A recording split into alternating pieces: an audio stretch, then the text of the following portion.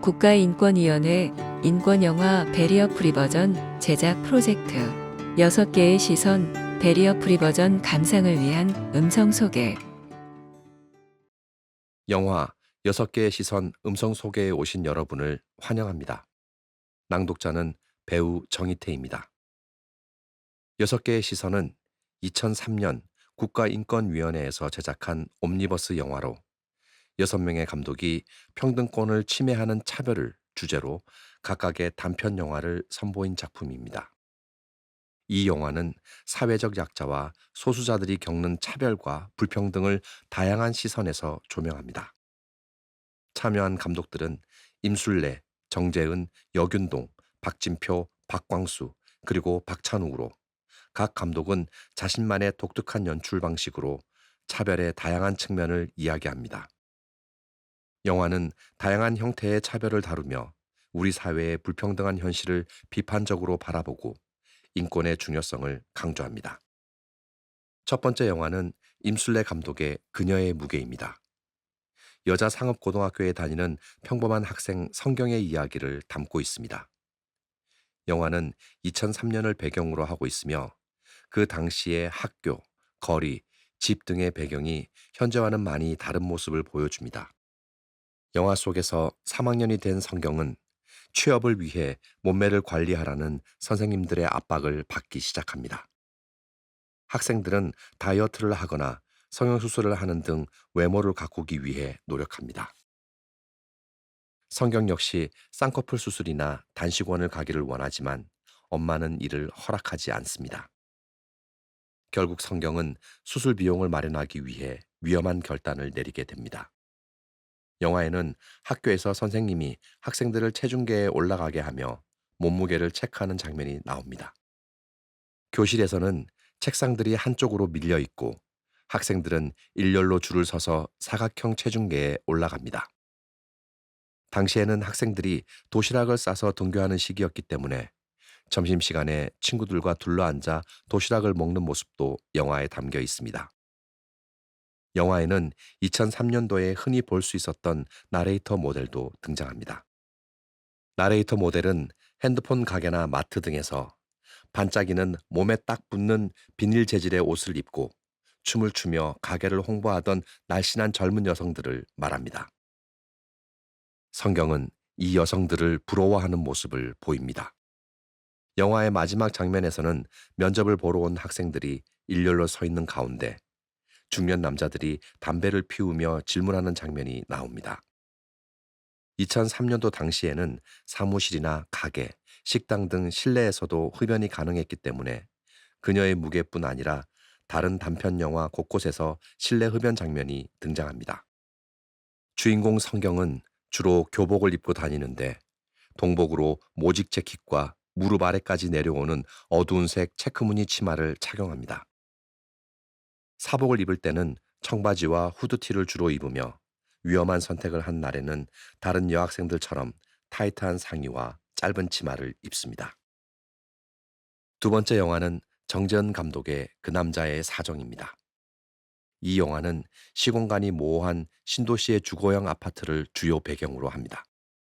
아파트는 가운데 공간이 뚫려 있어 주민들의 행동을 어디서든지 한눈에 볼 수 있는 구조로 되어 있습니다. 이곳에 사는 A는 성범죄 사이트에서 신상이 공개된 인물입니다.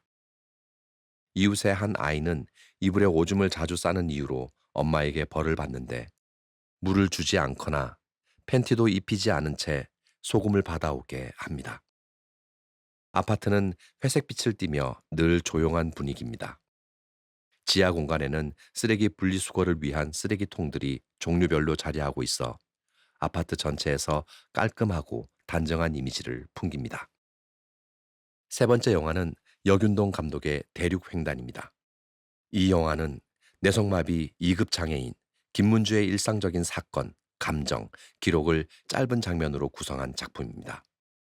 이야기가 바뀔 때마다 사각형의 틀에 그려진 단순화된 그림이 나타나 김문주와 주변 인물을 표현합니다.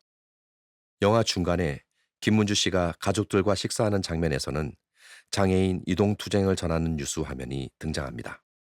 광화문 이순신 동상 앞에서 장애인도 버스를 타고 싶다라는 현수막을 걸고 시위하던 장애인들이 경찰에 잡혀가는 모습이 비칩니다.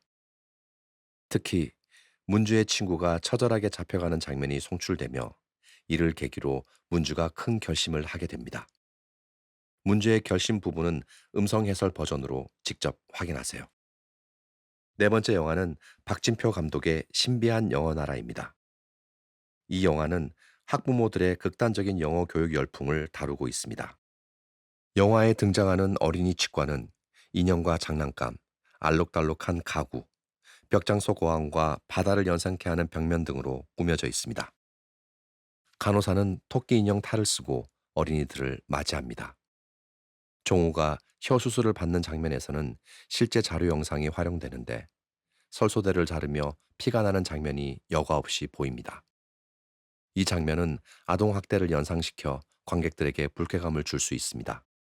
설소대는 혀를 위로 들어 올렸을 때 혀 아래쪽과 입안을 연결하는 섬유 조직으로 된 인대로 영어 발음과는 관련이 없다는 결론이나 현재는 의료 목적이 아닌 이상 거의 이루어지지 않는 수술입니다. 다섯 번째 영화는 박광수 감독의 얼굴값입니다. 이 영화는 한 남자가 병원 장례식장 주차장에서 잠이 든 후 다음날 주차장을 나가기 위해 정산소로 향하면서 벌어지는 이야기를 그립니다. 매표 요원의 외모를 보고 직업과 어울리지 않는다고 멋대로 평가한 남자는 여자와 말다툼을 하게 됩니다. 그러나 남자는 여자의 묘한 매력에 이끌려 계속해서 정산소로 되돌아가 말을 겁니다. 긴 머리를 앞으로 늘어뜨린 여자는 쌍꺼풀이 있는 큰 눈과 오뚝한 콧날, 도톰한 입술을 가진 서구적인 미인형입니다. 붉은 매니큐어를 칠한 손톱, 알록달록한 귀걸이와 목걸이, 캐주얼한 옷차림으로 상큼하게 꾸민 모습이 인상적입니다. 여섯 번째 영화는 박찬욱 감독의 믿거나 말거나 찬드라의 경우입니다. 이 영화는 인터뷰와 추적 다큐멘터리 형식이 혼합된 작품으로 주인공 찬드라의 시점과 인터뷰 시점이 교차하며 이야기가 전개됩니다. 영화는 마지막에 네팔에 사는 찬드라를 보여주며 끝을 맺지만 영화적 기법과 메시지는 관객에게 깊은 울림을 줍니다. 이 작품도 음성 해설 버전으로 만나보실 수 있습니다. 이상으로 6개의 시선, 음성 소개를 모두 마칩니다. 감사합니다. 국가인권위원회